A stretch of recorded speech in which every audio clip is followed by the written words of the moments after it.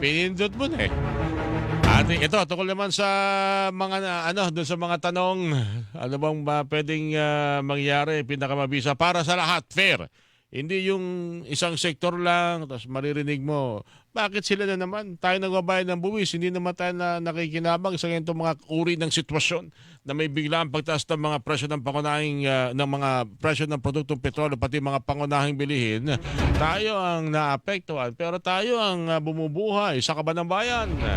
Isang ekonomista na ating suki na rin, ating makakausap, Professor Emmanuel Leyco. Professor Leyco, sir, good morning po sa inyo. Si Orly Trinidad po ito sa DCWB. Professor, good morning po. Good morning po, Orly. Sir Orly. Magandang umaga po. Professor, napakasakit naman kung talagang mangyayari ito next week. 5 piso, hanggang 5 piso mahigit sa diesel. Hanggang mahigit 3 piso rin sa gasolina pagtaas. May mga nagsasuggest na pero anyway, umpisa ko na siguro, Professor, effective pa rin ba yung pagbibigay ng ayuda sa transport sector sa ganitong uri ng sitwasyon, Professor?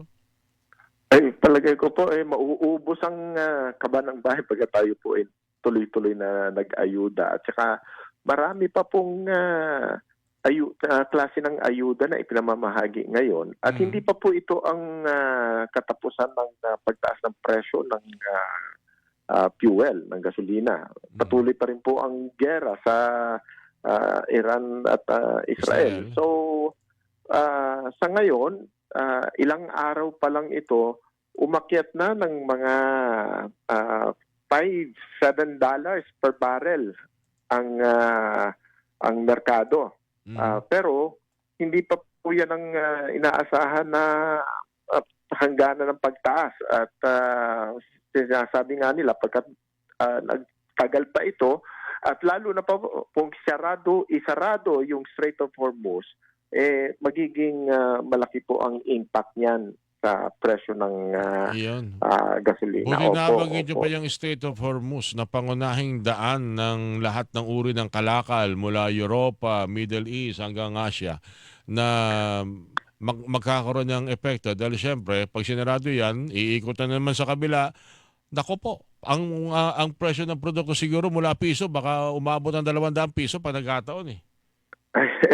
Hindi pa po natin masabi kung gaano kalaki ang itataas. Pero 20% ng produkto ng petrolyo ay nagdadaan sa Strait of Hormuz. Ngayon, pagka tumaas po yan, sinarado yan, ay sigurado pong magtataas ng presyo ng petrolyo sa buong mundo. Okay, Professor, kahit naman daw walang kasi naka-embargo ho yung kalakal, yung lalo na yung langis mula sa Iran. Pero para mo natin mga kababayan, bakit yung speculation, yung usap-usapan pa lang, yung pananaw pa lang, ibig sabihin yung marites pa lang sa world market, hataw na kagad ang presyo ng produktong petrolyo kahit wala naman dapat isipin na pagtaas o negatibong epekto po ito. Bakit ganun ba nagiging kalakalan ng ganyang uri ng kalakalan sa panigdigang pamilihan, Professor?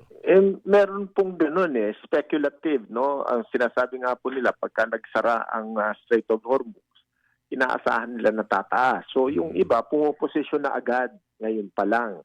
Pero hindi pa po yun ang totoong magiging galaw ng merkado pagka nangyari yon. Ang totoong galaw ng merkado ay makikita natin na talagang hindi na dumadaan doon at umiiwas na ang marami doon sa lugar na yon, kung kaya't nagiging mas mahal ang paglikas ng kanilang mga produkto galing po sa area na yon. At hindi lang po yung Strait of Hormuz ang inaasahan na makakaapekto sa atin.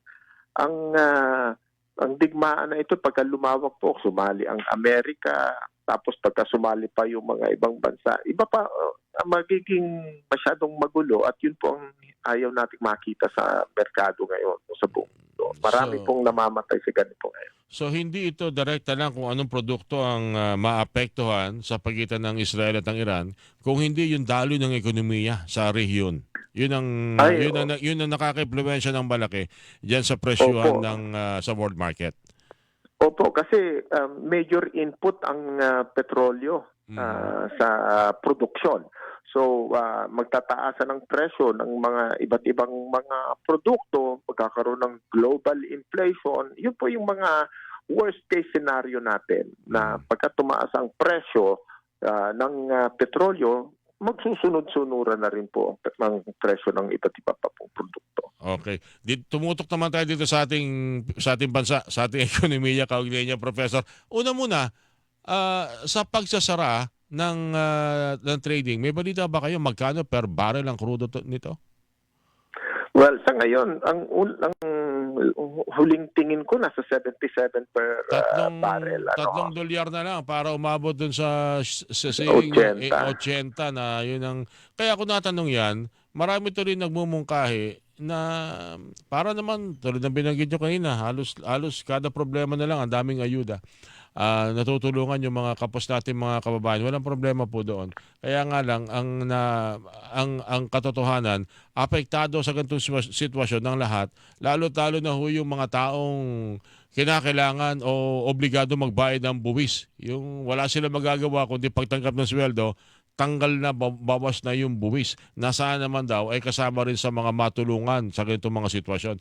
May mga mungkahi na suspend muna yung lahat ng buwis na ipinapataw sa produktong petrolyo. Ilagay yan dun sa maximum o siguro maglagay ng takda. Ngayon, 77, dyan muna siguro kung magkano ang buwis niyan para yung mga darating pa na pagtataas, wala nang dagdag singil at hindi na idaragdag pa sa presyo sa lokal na merkado ng produktong petrolyo. Ibig sabihin, suspension of taxes.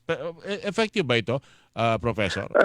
Pwede pong maging epektibo yan. Kaya lang po may batas na kailangang ipasa. At meron po doon sa train law, meron pong window na pagka tumaas ang presyo ng I think petrolyo. more than 80, no? I think above $80. Opo. Pero tapos na po yung window na yun. Kailangan magpasa ulit sila ng panibagong batas.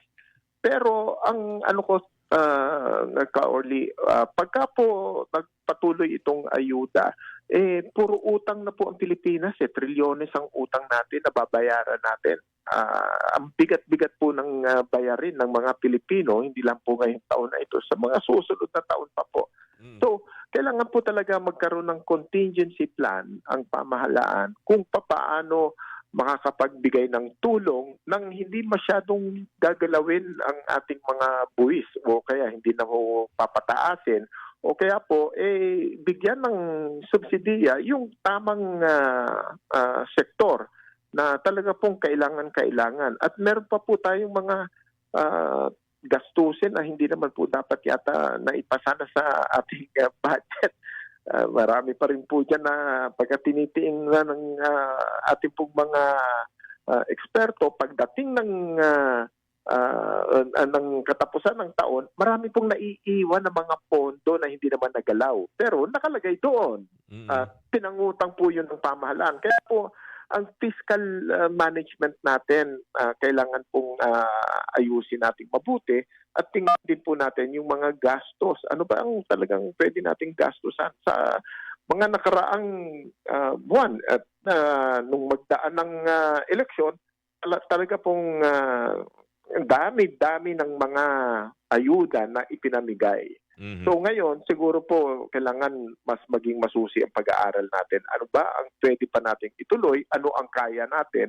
At ano ang pwede nating gawin para mapigilan ang paglobo ng ating mga utang? Kasi po, babayaran natin yan at hindi po makakatulong yan sa ekonomiya. Ano pinakamagandang long term? O kasi akala natin ilang araw lang ito. Pero sabi nga kayo ni Professor De Castro, pang 10 araw, pang 11 araw na at posibleng magtagal pa ito dahil na rin sa meron ng magandang paraan para mag-usap pero tumanggi, nagmatigas ang Iran. Ganyan din po ang Israel na sabi nyo nga, binakapan pa ng Amerika, ng Estados Unidos, so maaring talagang magtatagal ito. Anong pinakamabisa para hindi naman tayo maapektuhan itong malamang every week ito mangyayari na oil price hike?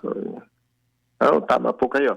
Ang pinakamaganda pong mangyari sana ang makita natin dito ay magtigil putukan na sila at wala pong natutulungan doon sa patuloy na bombahan. Lalong-lalo na dito sa Iran, sa Israel. marami po mga civilian ang tinatamaan. So siguro ang pinakamagandang senaryo mag-usap at magtigil putukan. Yun nga po, yung sabi po ninyo na tumanggi ang Iran. Sabi ng Iran, tumigil muna kayo ng putukan bago kami pupunta sa negotiation table. Na ang tingin ko naman, paano naman kung sila ay binobomba, paano po sila makikipag-dialogo? So, opo. So, mas mabuti po sana para sa atin. Kasi wala po tayong magawa hindi natin kayang diktahan ng presyo ng petrolyo. Tayo po ay mamimili. So, sa ating banda, dito sa ating bansa, talaga pong kailangan ayusin ng pamahalaan ang gastusan natin. Ano ba ang primary? Ano po ba ang pinakamahalaga? Katulad po niyan, nagpasukan na, pero marami pa rin pong mga paaralan na kulang ang silid-aralan. Kulang po ang kanilang mga guro.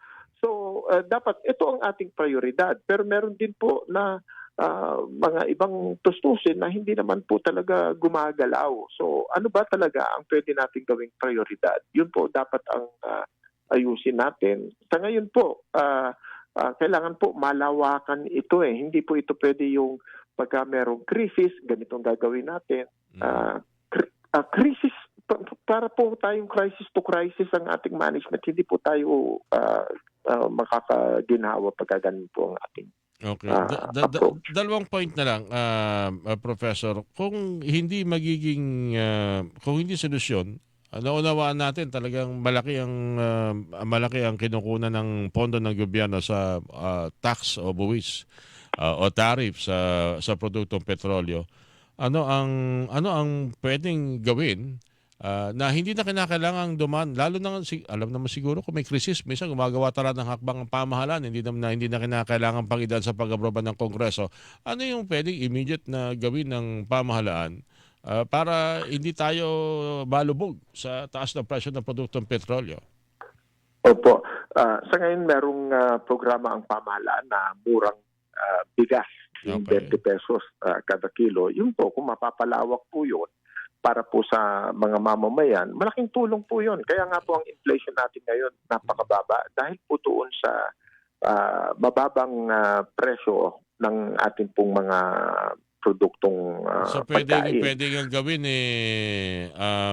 lahat ng produktong petrolyo yung pagbili ay ang gobyerno at ito muna ang pansamantala magbenta sa murang presyo, ganun ba 'yan, Professor?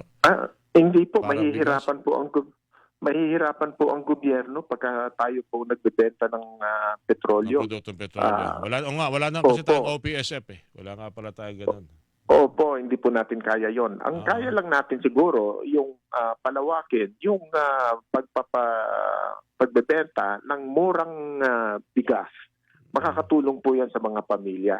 So sa ngayon, hindi po malawakan yan ang plano po ay palawakin, pero hindi pa po umaabot sa marami yon. So ngayon, yun po siguro ang pinakamadaling gawin. Andiyan na po kasi ang programa, kailangan na lang palawakin. Okay. Kung hindi sa petrolyo mapamamura, yung ating kayang ibenta ng mura tulad ng mga pangunahing bilihin, gawa ng paraan para hindi masakit. Ganun pala yun, Professor? Opo. Sa tingin ko po, yun ang pinakamadaling gawin natin sa ngayon. Parang napakahirap, kailangan... napakahirap talaga. Hindi mo talaga masasabi. Hindi naman ito dinidikta ng mga oil companies yun. Yung world market ang nagdidikta nitong presyo ng mga produktong petrolyo. Siguro pwedeng, hindi ko lang alam kung tama, Professor, pero maganda siguro magiging solution dyan o gamot dyan. Yung gamitin din natin yung law of supply and demand. Damihan natin yung mga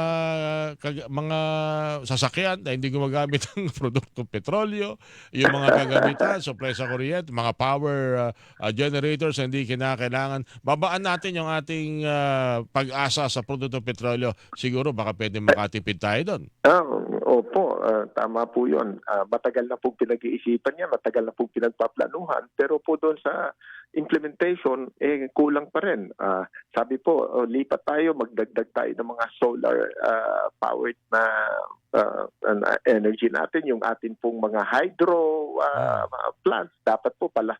Hindi po, isinara pa nga po yung ibang mga hydro plants natin na gumagawa na kakapag-produce ng kuryente. Mahina na po yung mga yon. So, talaga pong long-term planning at strategic. Kailangan talaga hindi tayo pwedeng umasa doon sa lagi nating inaangkat. Ngayon, pagka bumagsak naman, mabuti ngayon, nakakaslakas ang piso, pero pagka bumagsak na naman ang palitan ng piso kontra dolyar, tataas pa, No, yan pa. lalo. Oo, yan pa. Oo. Kaya nga po, nung tumawag sa akin yung staff ninyo kagabi, sabi ko, ano kaya ang masasabi ko dito sa ngayon po, pag tumas ang Forex, double whammy yan, Professor, lulubog tayo. Opo. Oo. Hindi po malayo na mangyari yan. Kasi po, kamakailan lamang nagtaas ng taripa. So, mahirapan tayong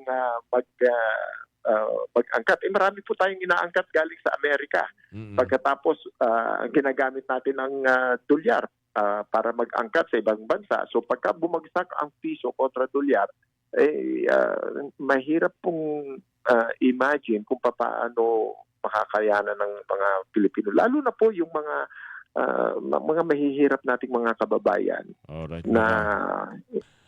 Hindi nga po tumaas ang kanilang sweldo, tapos dumating ito, talaga pong ito po ang mga mahihirapan talaga sa pagtawid. Punot dulo ng lahat sa ganitong sitwasyon na wala tayong control, magtipid at pag-isipan natin gastusin kada piso. Yun yata siguro. Opo. Anyway, Professor, maraming salamat sa inyong binigyan ng pagkakataon at napakaganda. Sa ulitin po, sir, magkausap ulit tayo kung paano natin ito uunawain para kahit pa paano, meron din tayong may bigyan na kontribusyon sa itong sitwasyon na hindi natin talaga makakontrol. Opo, sana po sa susunod na pag-uusap natin ay maganda-ganda na ang tinatakbo.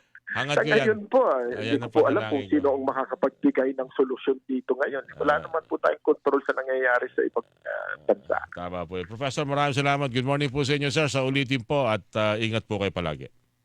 Kayo rin po. Magandang umaga po sa inyo. Isang ating suking ekonomista, Professor Manuel Leyco, niyo po napakinggan mga kapuso. Kinikilingan, walang pinoprotektahan.